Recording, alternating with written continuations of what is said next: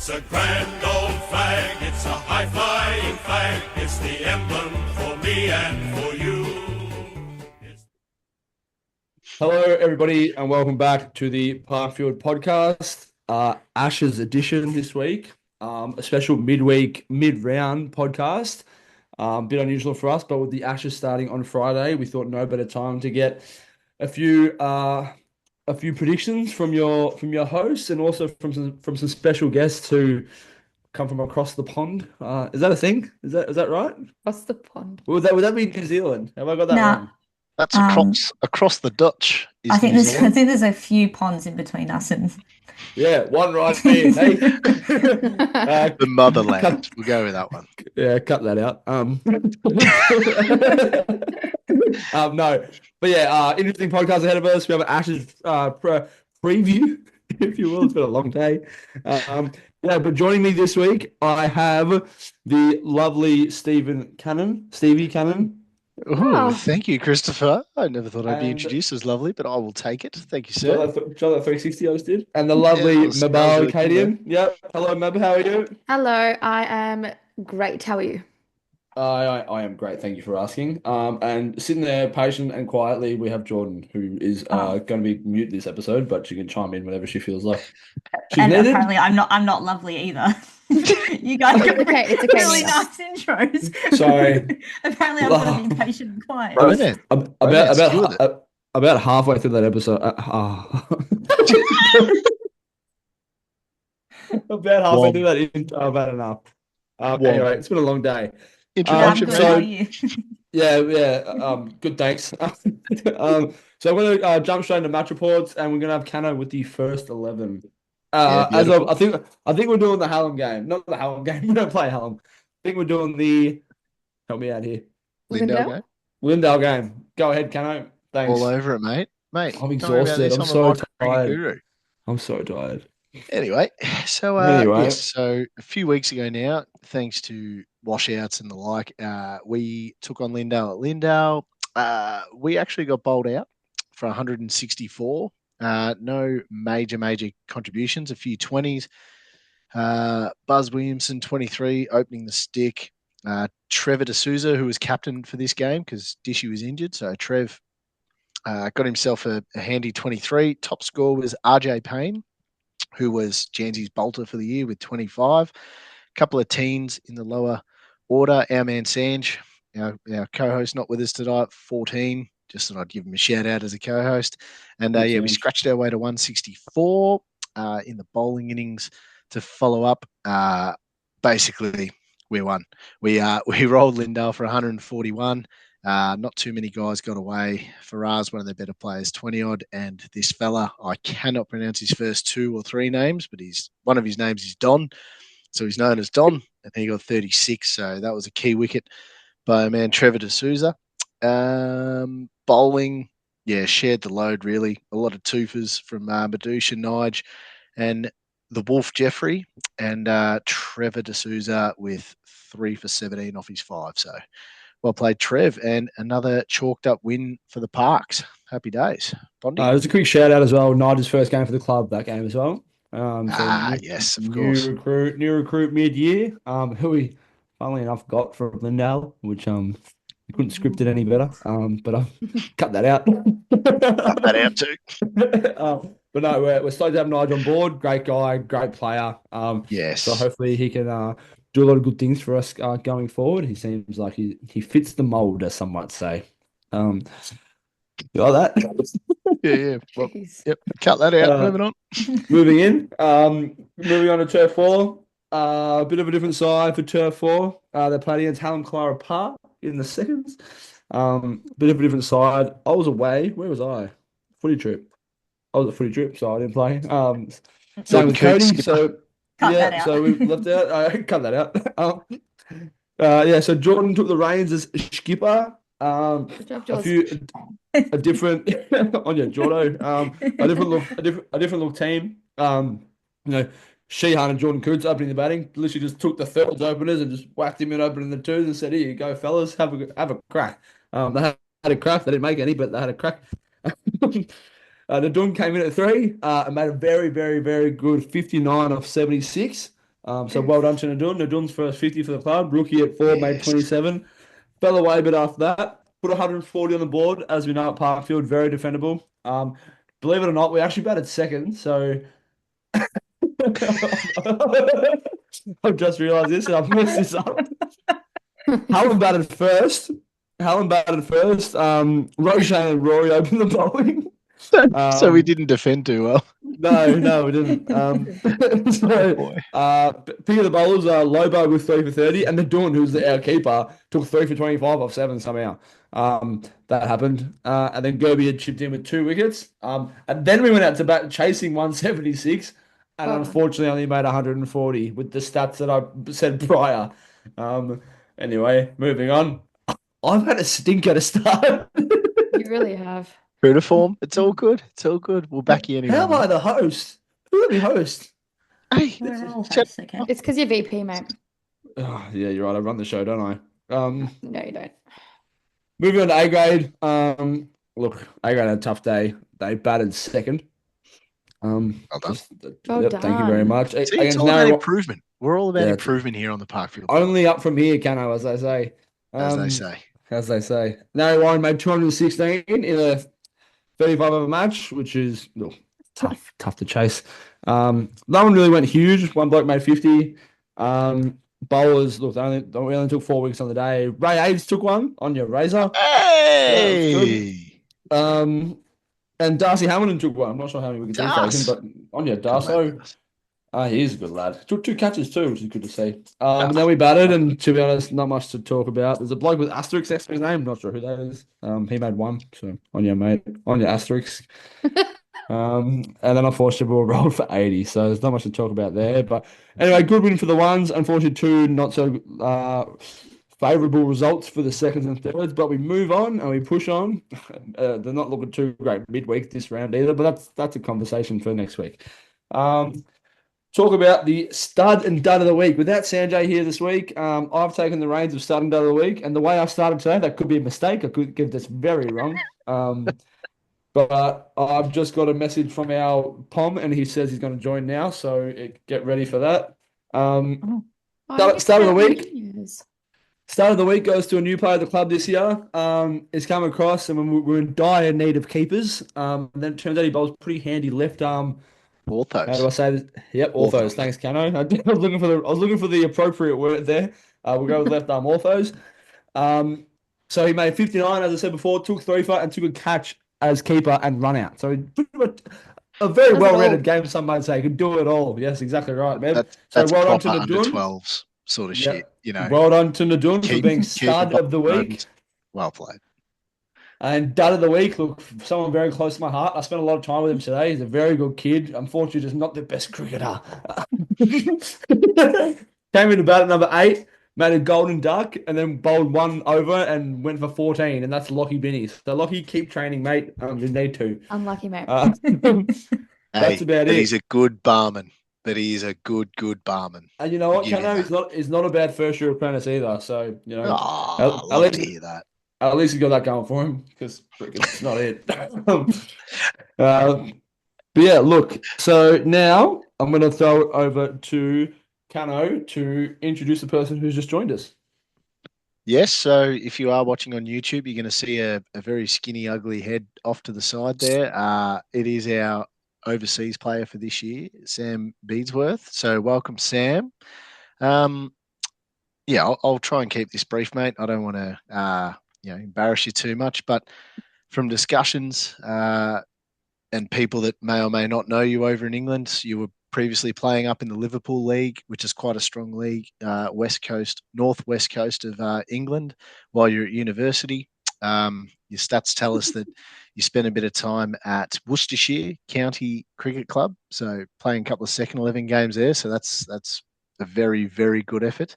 And I think you said now you're back in Swapshire. No, In where? somewhere. In what was that place you said, Connor? I don't know, mate. You've all got weird names over there. Somewhere near Worcester playing Premier Cricket. Something Worcester, like that. yeah, Worcestershire, yeah. Worcestershire's Yeah. now. What's the cheer sauce? That's the one. Sorry, Yeah, sauce. that's the one. On your meb. Yeah, I don't know where I got Swapshire from. That's from that bloody that tea ad or something. Really? Swapshire. How wonderful. Moving on. Yep. Moving right along. So we thought getting an overseas player this year from England and it being the home Ashes series, thought we'd do a Ashes themed podcast. So sort of preloaded you with a few questions there, Sammy boy, with your predictions coming up. So we'll ask them a little bit later on. I might slightly change tact here. And Geordie, I'm going to need your help for this one. So took it upon myself to contact a couple of former Englishmen that we've had play at the club. So first one being the most recent last year, we had Jonty Hall, who was a very good, strapping young man, great guy. So Sammy's obviously still living in his shadow. But Jonty was fantastic. So I sent through to him for his Ashes prediction. So he sent back a voice message. So Geordie, if you could hit play on that, please, mate. Hi guys, how are you? This is my prediction for the Ashes. I've gone for the Australian top run scorer to be Marnus. He seems to have come back from the dead this summer. I've no idea where that's come from, but if he continues like that, then fair play to him. The England top run scorer, I've gone with Harry Brook. I genuinely reckon he will score 3 tons across the series, like without a doubt. And then I still think Root will get his ton as well. Specifically on Boxing Day. The Australian top wicket taker, unfortunately, I'm going to go with Scott Boland. If he takes 6 for 7 again, I will be so upset. But more importantly, the England top wicket taker, I've gone for Joff. I reckon he's just going to be too quick for Steve Smith. He's going to bounce the shit out of him and then proceed to castle him again every single time that he bats. Simple as. And then finally, player of the series, Harry Brook. Like, at the moment, he just seems better than everyone else. And then I reckon the end overall predictions will be 3-2 England. Cut that out. I would like to just point out, which I pointed out to young Jonty straight away, that Joffa Archer's actually never got Steve Smith out in a test match. So, to do it again would be quite a feat considering he's never done it before. But solid from the young fella. That's good. Next, I delved right back into the archives and found, I still speak to this man a lot. Several years ago, we had a fellow over, a Yorkshire lad who is now residing over in Lancashire, Pete Barnes, Barney. So Barney spent roughly half a season with us back in 17-18. Very, very passionate English cricket supporter, very passionate cricket nuffy, one of the absolute badgers. So strap yourselves in. If you are listening, I suggest you put the kettle on because this may take a while. He gives us a very, very thorough rundown. So hit it, Geordie. Good day, everyone at Parkfield Cricket Club. It's Barney here, former overseas back in 2017. Thanks very much for inviting me to speak on your podcast. So I'm just going to have a little chat about the Ashes preview, obviously coming up in a few days. I genuinely can't wait for this one. I'm really, really excited. I'll be stopping up a few times in the night to watch a few live sessions. So how do I think England will fare? It's the ultimate question. I genuinely really am looking forward to Perth in particular. I do believe that England are going to beat Australia in Perth. I think we'll end up being 1-0 up and we'll put the pressure on the Aussies going forward. What's really exciting about this tour is obviously the squad that we picked, being very different to the ones that we picked in previous tours. So many times we've gone for the medium fast bowler, the dibbly dobbler that does a lot on English conditions, but is absolutely fodder on your decks. So, obviously Anderson, absolute legend of the game, but he's so ineffective in Oz. So the types of bowlers that we've brought along this time around, obviously Wood and Archer being the main highlights in that, whilst they are raw and haven't had many overs under their belt, they're dangerous. And if they get going on your pitches, they'll be really, really effective. So that's really promising. I think our Our batting lineup looks really strong as well. I think our two openers have been really consistent for a long period of time. And, you know, they've done it in English conditions and then, you know, other abroad countries. But I do think that their batting favours the Aussie decks more than any other place in the country. So, you know, whilst Crawley, for example's record is pretty average, I genuinely think he's gonna have a great tour along with Duckett there. And middle order of Root. Root's my favourite cricketer in the whole world. Always has been really not always, but for the last 10 years, he's been absolutely incredible for England, and it's just his time. He will score that away Ashes ton, and he'll score a whole lot more than that as well. So really looking forward to it, along with Brook, that you boys haven't seen a lot of. He is a serious player. So hopefully you see a lot of him. Along with that, I guess a little bit of chat on the Aussie team. There's a lot of talk about them being past it, and you know, a very aging side. So that's definitely got to come into play in terms of how I see the series lining up. I think, you know, obviously I've been watching the Shield games. Unfortunately, Smithy's in a little bit of form. Marnus has got a couple of runs as well, but you know, it isn't the same quality that we've seen in the past couple of Ashes tours. So again, that plays into our favour. I genuinely think England are the strongest that they've been in a while, and Australia are perhaps the weakest that they've been. So what a time to play the Aussies. I obviously can't get too carried away. I mean, we've not won an Ashes Test, let alone series. Not won an Ashes Test since 2010. So I guess that plays in the back of the mind, all the hype.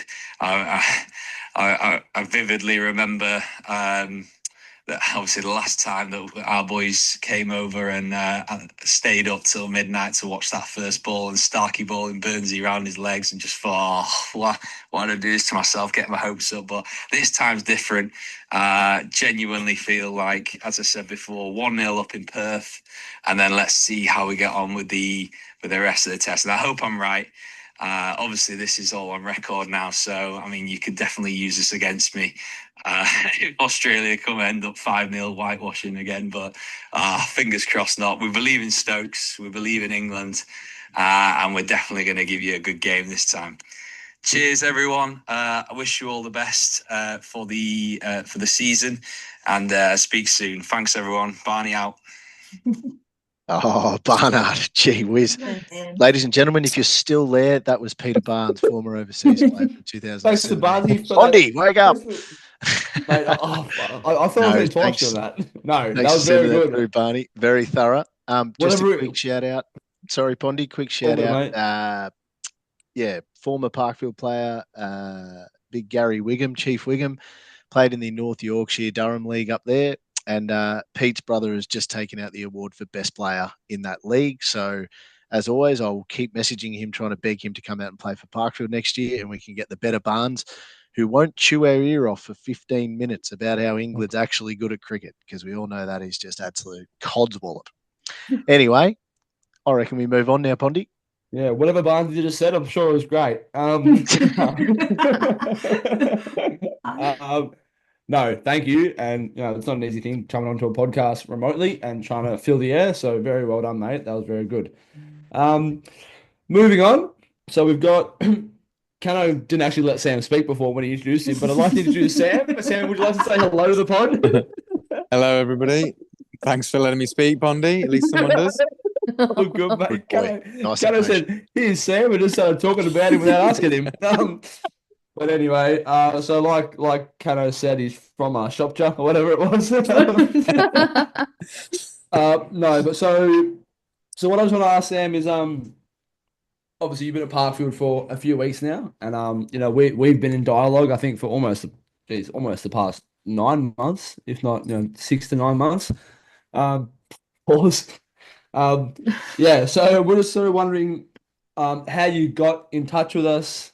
Obviously I know, but for the listeners, how you got in touch with us, how what decision sort of led you to take this on and take on this journey over here. How you're finding it so far, and a bit about how you've been very accommodating with us, and I think vice versa. And you talk about how you've taken on the role as our women's coach and our men's fielding coach as well. So just want to give a bit of a rundown to everyone who doesn't know about how you got here.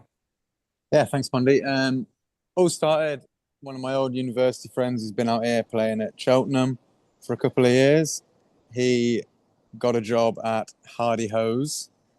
So speaking through him, he put me in touch with Ant, who then put me in touch with the great Chris Pond.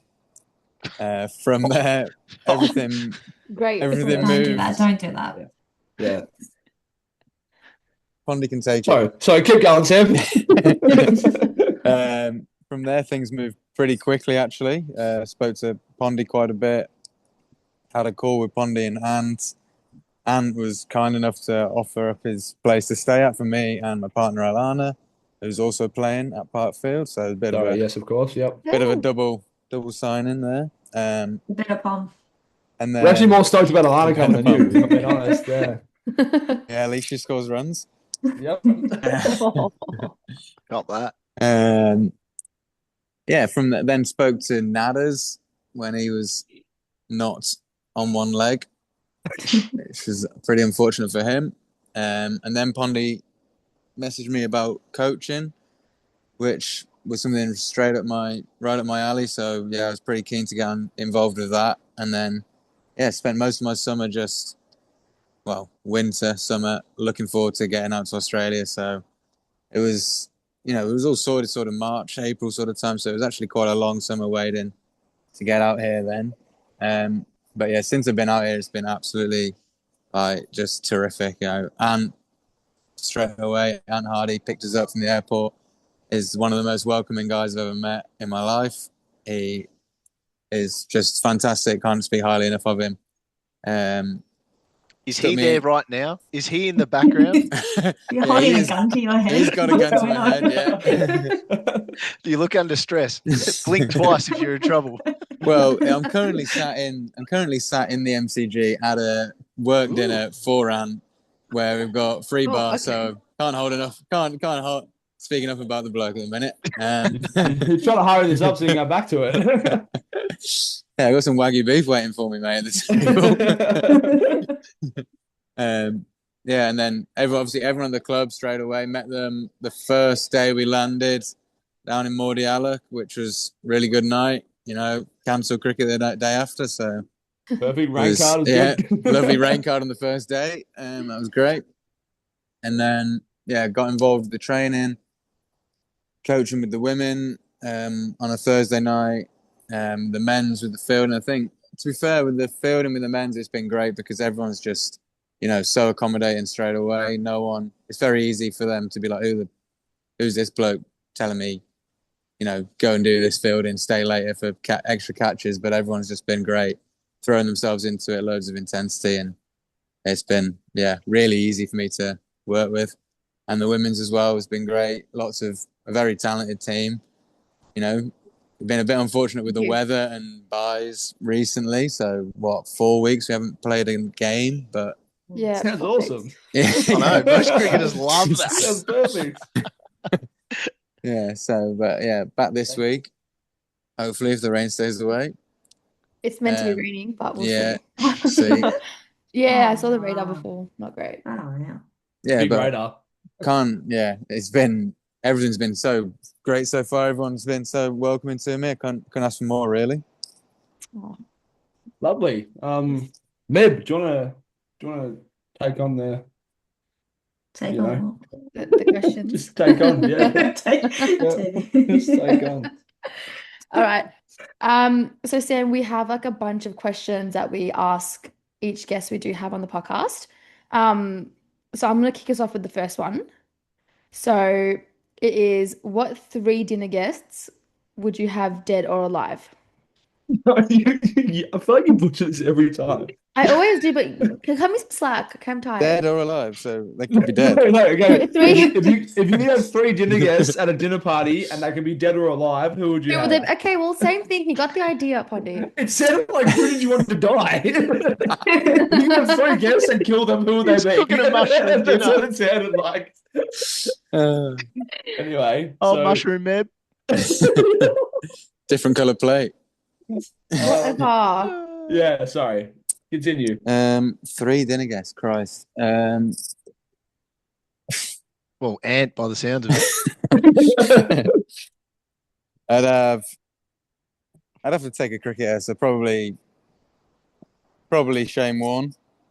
Nice. Mainly- Very good. I mean, good cricketer, but better stories, I would imagine. Yeah. Absolutely. Who else? Talk. Yeah. Nice Barney. We'll edit this out. Who's your favourite artist? Yeah, give us some musicians. I know some sports Yeah, players. I'd take Mick Jagger. Oh, That's wow. crazy. Horny and Mick Jagger, they get on pretty well. Yeah. And who can we get in there? Who else has got good stories? You're not inviting Alana. I was going to say, if you were smart, you'd invite your missus. We'll take Alana. So I have Mick Jagger, Yeah. Shane Warne, and Alana. Beautiful. Do What happened to Alana get Ant? a word in? You've shoved Ant out. Oh, Oh. That's right. They have enough dinners together anyway. I'll go to the next one. What was your first car? My first car was a Renault Clio, and it had one door, which was driven into by a van. So it was crumpled up, and the window only went halfway down. One door. And one of the doors was driven into by a van, Poddy. Okay. Thank you. Thank you for clearing that up.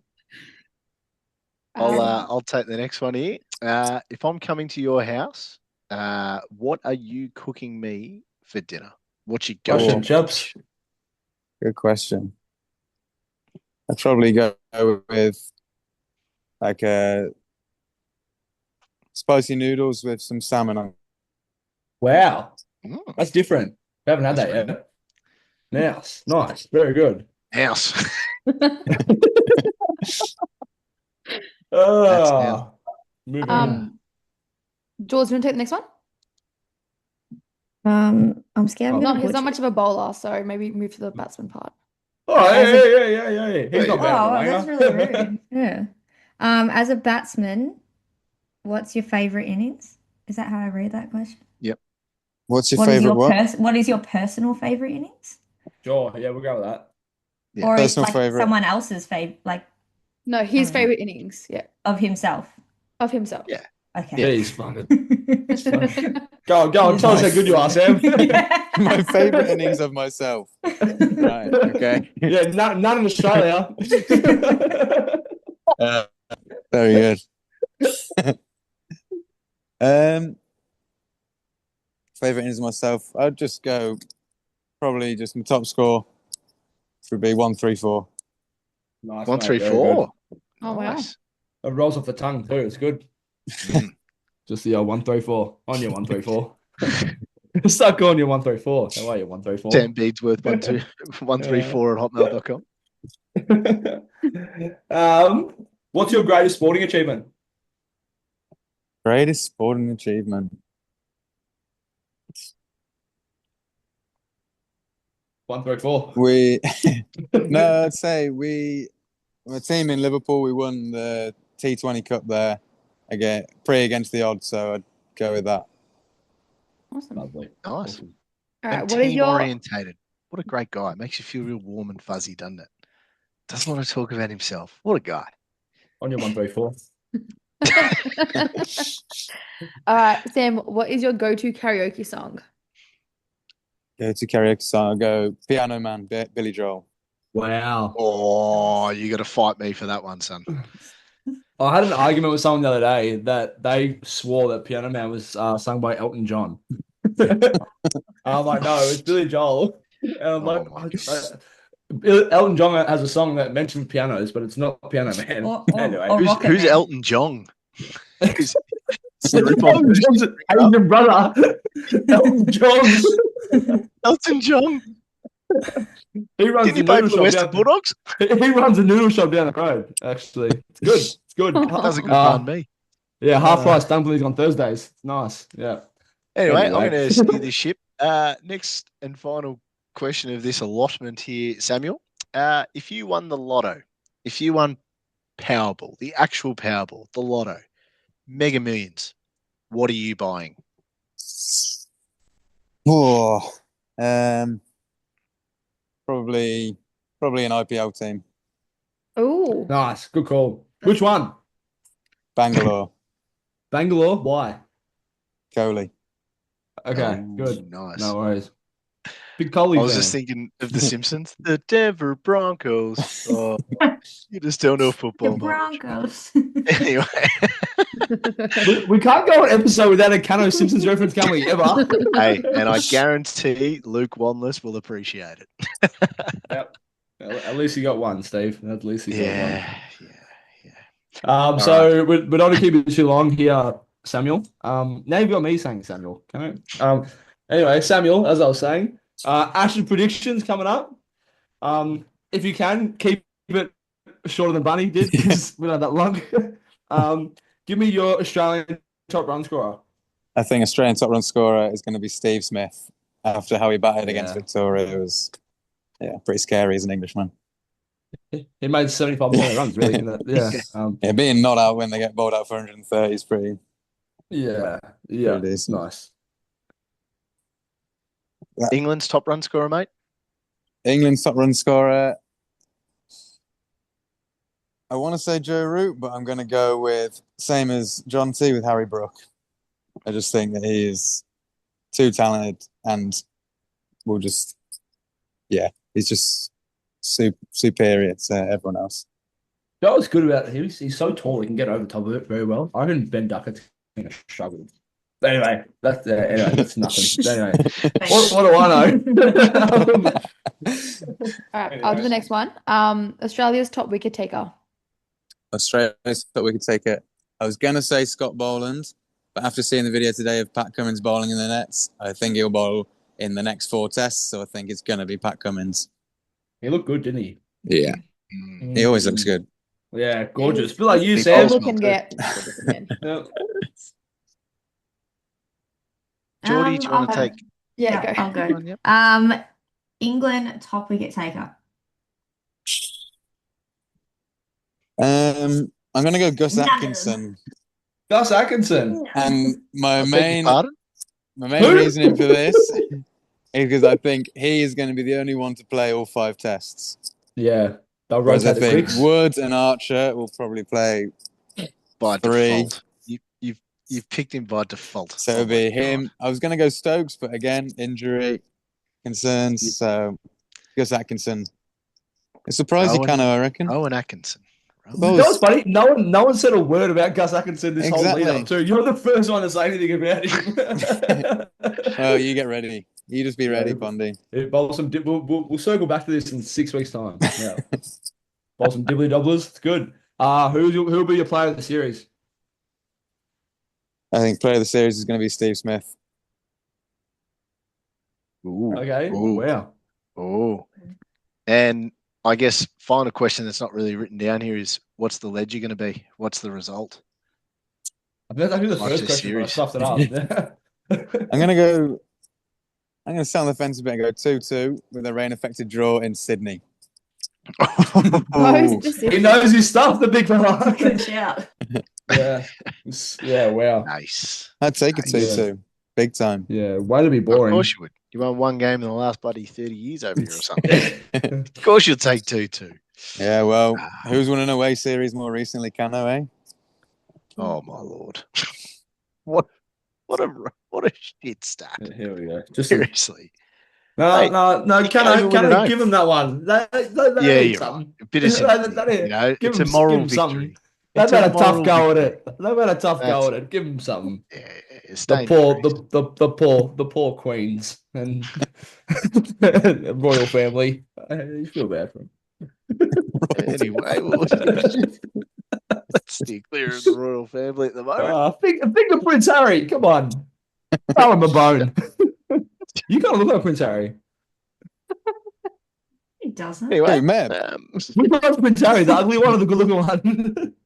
Oh, you tell us. I don't know. I don't know who Prince Harry is, really, if I'm being honest. Moving on. Cut this out. Let's wrap this up, eh? Thank you for joining us, Sam. Thank you for your predictions and for your time. I'm sure you want to get back to your dinner and your open bar. So feel free, mate. If you want to hop off now, you can. Thank you very much for joining us for this. Thanks, Sammy. Thanks, guys. See you Thank tomorrow. you. Bye. I haven't had a good go at it, have I? I've been shocking. You've been shocking. Yeah, not great. Don't be so hard on yourself. That's our Thanks, job. Nah, Steve. fuck him. Thanks. Hang on. No F bombs. I've been bad, but I haven't sworn. You're the teacher. That's shocking from you. Anyway, cut that Let out. me live. Beautiful. Not a rough Let's day, wrap this okay? up. Been a good episode so far. Bit all over the shop, but what else is new? Beautiful. Question of the week. Have we done everything, by the way? Are we all good? Can we go to the question of the week? Yes. I believe Beautiful. we have. Yeah. Thank God for that. Question of the week. Again, a bit of a Ashes theme one.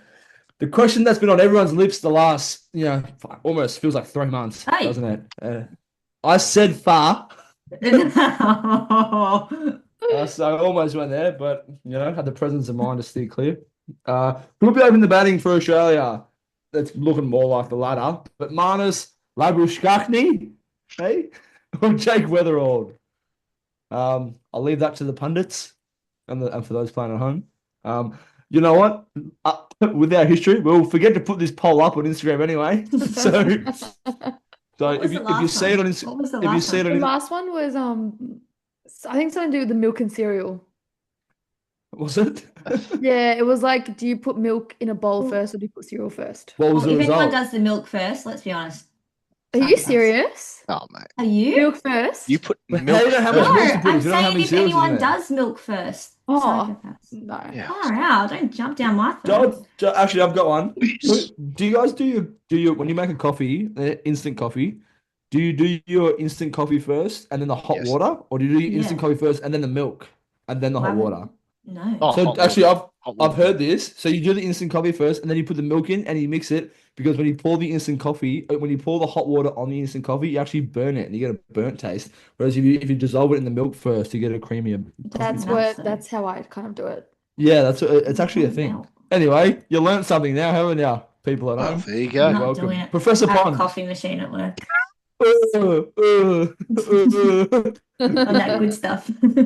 Anyway, Oh, dear, oh, dear. if I'm being honest, I haven't made a coffee in 4 years. I'll buy it now. I'm on the big bucks. You're so full of it today. I'm on the big bucks. What can I say? When isn't he? You're always full of it. Oh, God. Anyway. This is a takedown job. I got your back, buddy.